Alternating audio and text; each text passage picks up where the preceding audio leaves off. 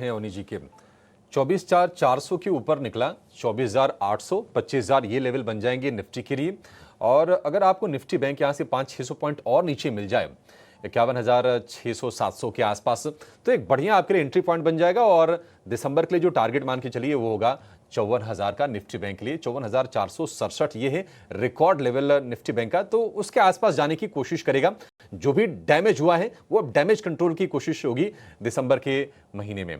तो ये इंडेक्स पर आपके लिए कंप्लीट व्यू होगी। अब आते हैं स्टॉक्स की तरफ, जहां पर आप वेट कर रहे होंगे कि आपको कौन से स्टॉक्स आज कमाई के लिए मिलते हैं। शुरुआत किरण जी आपसे करेंगे। गुड मॉर्निंग, बताइए आज के लिए आपके शेयर्स कौन से हैं? Very good morning everyone. So overall अगर मार्केट का स्ट्रक्चर देखें तो कहीं ना कहीं stock specific large cap stock है, तो mid cap to large cap stock जो है वहां पे अच्छी खासी तेजी हमें देखने को मिल रही है। सो पहला स्टॉक तो जो हमारा रहेगा वो लार्ज कैप कैटेगरी से ही रहेगा, और वो भी रहेगा ऑटो के अंदर से। ऑटो में हमने एक अच्छी खासी रिकवरी फेज में हम देख रहे हैं, काफी सारे रिवर्सल पैटर्न हम देख रहे हैं। तो अशोक लेलैंड हमने आपके चैनल पे 220 के आसपास से रिकमेंडेशन चालू किया था, आज 234 के आसपास है, हम उसको ही रीरेट करेंगे। जिस तरह से ओवरऑल चार्ट पैटर्न है अपने 100 डेज मूविंग एवरेज के रेजिस्टेंस के आसपास ग्रीन क्लोज दिया हुआ है with the highest volume. Momentum indicator भी बुलिश जोन के अंदर है, तो कहीं ना कहीं हमें लग रहा है कि इसको ही हमें कंटिन्यू करना चाहिए। तो Ashok Leyland current market price से हम लॉन्ग करेंगे। ओवरऑल 255 तक के हमारे टारगेट रहेंगे, 224 एज अ स्टॉप लॉस हमें मेंटेन करना है अशोक लेलैंड के अंदर। दूसरा जो कॉल है वो भी कुछ रिवर्सल टाइप ही है, रेलवे स्टॉक्स के अंदर से है। ओवरऑल रेलवे, या तो हम गवर्नमेंट स्टॉक्स की बात करें, पीएसयू स्टॉक्स की बात करें, तो वहां पे एक अच्छी खासी रिवर्सल साइन हमें देखने को मिल रही है। इनिशियल साइन है, लेकिन लो रिस्क रिवॉर्ड रेशियो है, तो डेफिनेटली यहाँ पे एक बार लॉन्ग करना चाहिए। तो आईआरसीटीसी आप देखोगे तो एक फॉलिंग चैनल ब्रेकआउट है, लंबे अरसे के बाद अपने 20 डेज मूविंग एवरेज के ऊपर क्लोज दिया हुआ है। इंट्राडे चार्ट्स देखोगे तो वहां पे एक फॉलिंग वेज ब्रेकआउट हमें देखने को मिल रहा है, ओवरसोल्ड टेरिटरी में पॉजिटिव डाइवर्जेंस भी है। सो मल्टीपल रीजन है, 820 के आसपास की क्लोजिंग है आईआरसीटीसी की, हम लॉन्ग करके जाएंगे। 1 से 2 दिन में आप 850 तक की एक रैली एक्सपेक्ट कर सकते हो, और 800 रुपए का हमें स्टॉप लॉस मेंटेन करना है। तो कहीं ना कहीं आईआरसीटीसी एंड अशोक लेलैंड दो हमारे प्रेफर्ड पिक रहेंगे।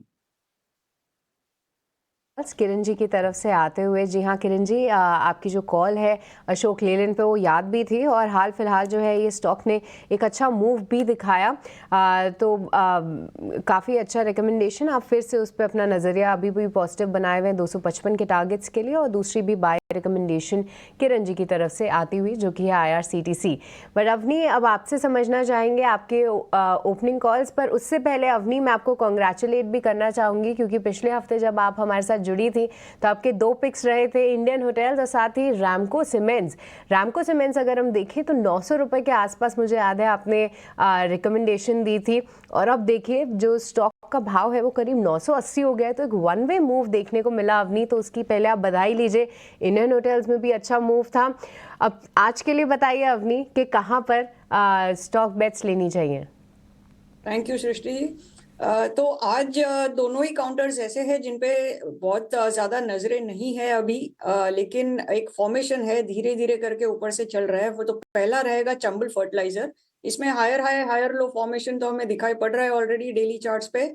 और कल 50 दिन के एक्सपोनेंशियल मूविंग एवरेज के ऊपर स्टॉक ऑलमोस्ट 10 दिनों के बाद निकला है, और फ्यूचर्स में अच्छी खासी शॉर्ट कवरिंग हुई है, और रोल ओवर्स भी अच्छे हुए हैं। 73% ऑलरेडी रोल्स हो चुके हैं।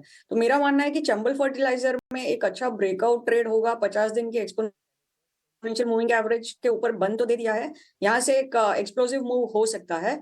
सो 485 से 489 के रेंज में इसको हम खरीदारी करेंगे। 518 का इसमें टारगेट रहेगा, और नीचे 473 का स्टॉप लॉस लगाना है। और दूसरा ट्रेड रहेगा एनएमडीसी।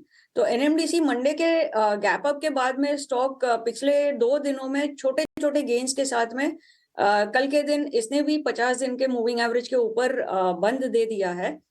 और शॉर्ट कवरिंग के तौर पर जो अपमूव आया था पिछले 2 दिनों में, उसके बाद कल हमें थोड़ा सा लॉन्ग एडिशन भी होते हुए नजर आ रहा है। तो ये स्टॉक बिल्कुल तैयार है ऊपर 229 के वीकली रेजिस्टेंस के ऊपर ब्रेकआउट देने के लिए। तो ये एक थोड़ा सा प्रीएम्प्टिव ट्रेड है। कल 227, 226, 227 के करीबन बंद हुआ है। मेरा मानना है कि 229 के ऊपर ब्रेकआउट इसमें आ जाएगा, और ऊपर की तरफ इसका टारगेट बनता है 238 और 242, और नीचे स्टॉप लॉस हमें लगाना है 222। ठीक है, एनएमडीसी में 222 का स्टॉप लॉस आपको लगा के चलना है। 229 और 242 के ये 2 टारगेट हो गए। और इसके अलावा दूसरा जो शेयर है अवनी जी का, वो है आपके लिए चंबल फर्टिलाइजर का। 485 से 490 की रेंज में आप इसको खरीदिए। टारगेट 518 का और स्टॉप लॉस 473 का। किरण की तरफ से भी दो शेयर दोनों के दोनों तेजी के हैं। कल हमने देखा कि रेलवे वाले शेयर भी चल रहे थे, तो रेलवे में जो पिक है वो है IRCTC का। इसके लिए टारगेट 850 रुपए का, स्टॉप लॉस 800 रुपए का। और अशोक लेलैंड 234 के भाव पर आपको लेना है, टारगेट होगा 255 रुपए का। तो 4 के 4 शेयर, चारों ये तेजी वाले शेयर हमारे दो एक्सपर्ट्स की तरफ से। वेरी गुड मॉर्निंग मयूरेश, सबसे पहले तो आपसे समझना चाहेंगे आपका नज़रिया पेटीएम पे, क्योंकि हाल फिलहाल हमने देखा कि कई सारे ब्रोकरेजेस को एक काउंटर पसंद आ रहा है, जहां पर आज जो है वो UBS की रिपोर्ट आई है, उन्होंने लक्ष्य बढ़ाए हैं। पिछले हफ्ते बात करें तो बर्नस्टीन ने भी अपने टारगेट प्राइस बढ़ाए थे और स्टॉक भी ज़बरदस्त परफॉर्मेंस दिखा रहा है। मयूरेश, आप क्या नज़रिया रख रहे हैं पेटीएम पे एज एन इन्वेस्टर? क्या होनी चाहिए रणनीति और आपके टारगेट प्राइस क्या है? I think a large part of the move has already happened. तो जितनी भी पॉजिटिव डेवलपमेंट्स हुई है पिछले कुछ हफ्तों में, जो ये बिजनेस रिकरेक्ट करना चाहते हैं, रिसरेक्ट करना चाहते हैं, सॉरी, और जहां तक आई थिंक एक्सपेक्टेशन बन दी गई है अभी कि with a new business plan in place, जो रेगुलेटरी हर्डल्स थी वो स्लोली एंड स्टडीली साफ होती जा रही है, तो कहीं ना कहीं आई थिंक नॉर्मलाइज्ड अर्निंग्स अगले वित्त वर्ष से शायद वापस आने स्टार्ट हो जाएंगी इन अ कैलिब्रेटेड मैनर। और फॉरवर्ड अर्निंग्स को लेके markets have already reacted as far as the price is concerned. तो कहीं ना कहीं मुझे लगता है प्राइस में काफी कुछ चीजें आ चुकी है, और इसके वजह से मेरे हिसाब से एटलीस्ट यहाँ से अभी सब्सटेंशियल अपसाइड पेटीएम पे मुझे लगता है। प्राइस में काफ़ी कुछ प्राइस्ड इन है, ये नज़रिया रखते हैं मयूरेश। पर मयूरेश, एक बार ओला इलेक्ट्रिक पर भी अपना व्यू दीजिए, क्योंकि देखिए मयूरेश, हाल फिलहाल कुछ ऐसे काउंटर्स और न्यूली लिस्टेड काउंटर्स को अगर हम देखें तो एक दौर ज़रूर आता है बुरा समय का, अगर वहाँ पर कुछ एक ऐसे संकेत मिलते हैं कि हाँ आगे इम्प्रूवमेंट हो सकता है, तो स्टॉक भी अच्छे से रिवॉर्ड करता है। कुछ एक एग्जांपल के तौर पे देखिए पेटीएम ही है, कुछ समय पहले तक या कुछ महीनों पहले तक 400 के आसपास भी आ गया था। जोमेटो में हमने एक भारी गिरावट देखी थी, पर ओला इलेक्ट्रिक को देखे मयूरेश, लिस्टिंग के बाद तेज गिरावट, जी हाँ न्यूज़ फ्लो भी काफ़ी नेगेटिव रहा, पर अब जो कि थोड़ा थोड़ा करके स्टॉक प्राइस रिएक्ट कर रहा है, साथ ही ब्रोकरेजेस की रिपोर्ट का सहयोग है, कुछ नए लॉन्चेस हो रहे हैं, कुछ ट्रिगर्स तो हैं, पर आप इसे कैसे रीड कर रहे हैं? क्योंकि कई सारे लोग यहाँ पे फंसा हुआ महसूस ज़रूर कर रहे हैं अभी मयूरेश।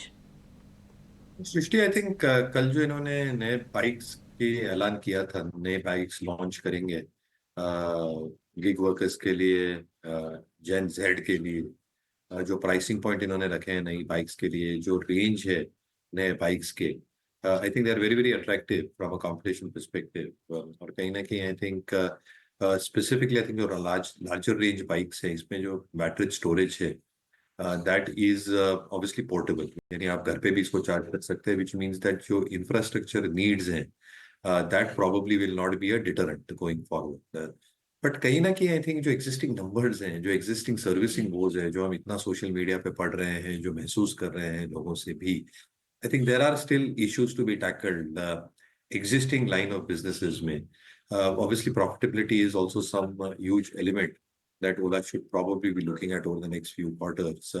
Production capacities कैसे रैंप अप होंगी ये नए लॉन्चेस के लिए, ये सारी चीजें हैं जो आई थिंक ध्यान में रखनी चाहिए, और इसलिए मुझे लगता है I think wait and watch करना चाहिए। I will not be buying Ola at this juncture. मुझे लगता है I think balance sheet repair पहली चीज, दूसरा लॉन्चेस की वजह से कल सेंटिमेंटल रिएक्शन जरूर आया था, बट कहीं ना कहीं I think market will probably take that in STRIDE.